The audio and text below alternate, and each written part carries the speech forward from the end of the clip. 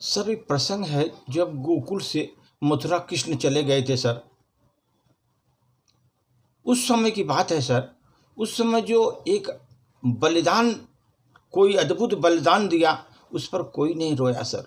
लेकिन कृष्ण भगवान जब मथुरा से, जो गोकुल से मथुरा गए, तो पूरा गोकुल व्याकुल हो गया सर। उस पर एक प्रस्तुति सर।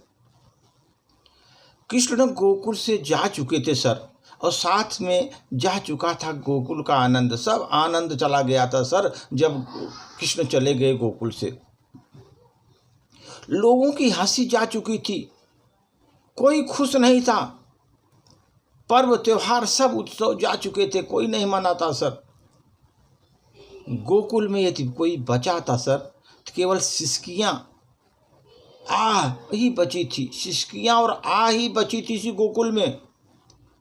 पूरे गोकुल में एक व्यक्ति ऐसा था जो सब सामान्य करने के प्रयत्न करता रहा।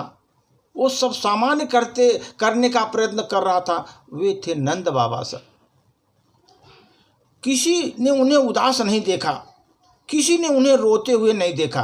कोई उदास नहीं देखा, कोई रोते हुए उनको नहीं देखा सर। वे अपने स्वभाव के विपरीत किसी बुजुर्ग से परिहास कर उसे हंसाने का प्रयत्न करते थे। कभी किसी गोप की गोपिकाओं से, कोई गोप बालक होते से उसको छेड़ते थे सर, पर सफलता नहीं मिली सर, क्योंकि सब इतने दुखी थे। कोई नहीं हंस रहा था। वो हंसाने का प्रयत्न करते, लेकिन कोई हंस नहीं रहा था, लेकिन उनको सफलता नहीं मिली। यशोदा जानती थी कि नंद अपना कर्तव्य निभाने का प्रयत्न मात्र कर रहे हैं। वो केवल कर्तव्य निभाने का प्रयत्न मात्र कर रहे हैं।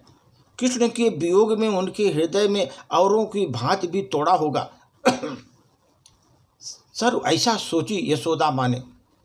रात्रि का सर तीसरा पहर था। अचानक यशोदा की आंख खुली। देखा कक्ष के एक कोने के भूमि पर बैठकर नंद तड़प कर रो रहे थे, तड़प कर रो रहे थे। उनकी आंखों से अश्रुधारा लगातार बह रही थी, जिसे वे पोंछने का प्रयत्न भी नहीं करते थे। कंटिन्यूअस अश्रुधारा बह रही थी। यशोदा ने नंद को कभी ऐसे रोते हुए नहीं देखा था। उनको देख करके वो तड़प उठी।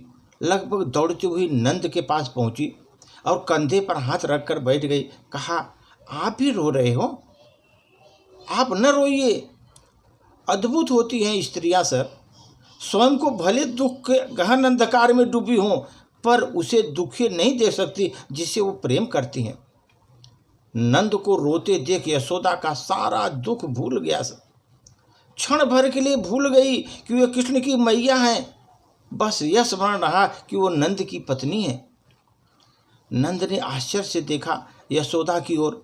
महीनों से स्वयं निरंतर रोने और उदास रहने वाली स्त्री आज उन्हें चुप करा रही है।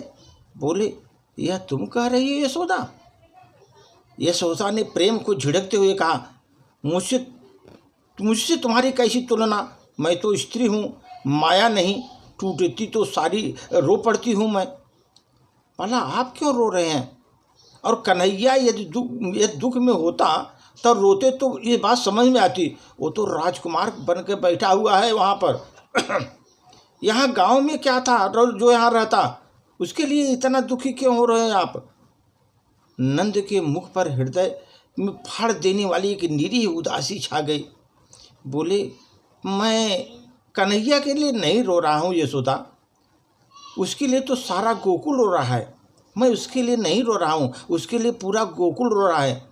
मैं उसके लिए रो रहा हूँ जिसके जाने पर कोई नहीं रोया था।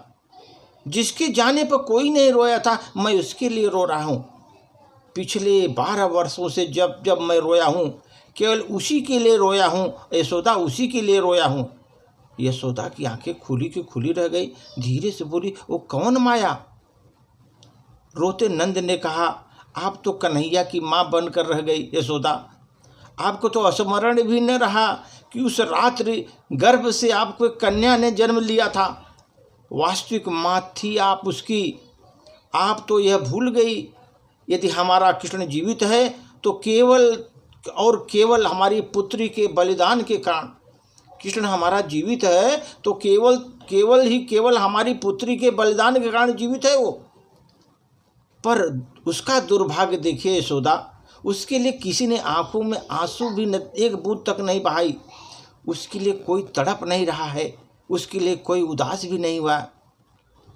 यशोदा कहाँ पूछी सर, एकाएक लिपट गई नंद महाराज से, नंद के कंधे पर हाथ रखा। जानती हूँ यशोदा, किसी भी युग में कृष्ण को यूँ नहीं मिल जाते। कृष्ण हर सभ्यता कृष्ण को जन्म देने की मूल्य चुकानी पड़ती है।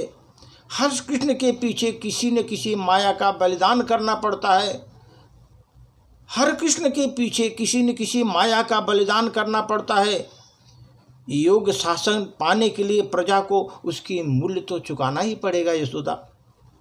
हम सब इस युग के उद्धारक और जन्म देने का मूल्य चुकाया है। यह सबसे बड़ा बलिदान हमारी पुत्री ने दिया यशोदा, ये सबसे बड़ा बलिदान हमारी पुत्री ने दिया। यशोदा नंद को चुप कराने आई थी, अब स्वयं रोने लगी सर वहाँ पर, और नंद उन्हें धीरे धरा रहे हैं। नंद उनके कंधों पर थपथपाते हुए कहा, हमारा जन्म इसीलिए हुआ था यशोदा, कृष्ण की बाल लीला में सहयोग कर सकें, वह हम कर चुके, पर भविष्य में कृष्ण की कथा लिखेगा तो हमारा नाम यहीं तक आएगा यशोदा, यहीं तक आएगा। कोई ग्रंथकार नहीं बताएगा कि कृष्ण के जाने के बाद नंद यशोदा का क्या हुआ। समय ने हमारे लिए यह निश्चित किया हुआ है केवल। यशोदा सर चुपचाप नंद की ओर देखने लगी।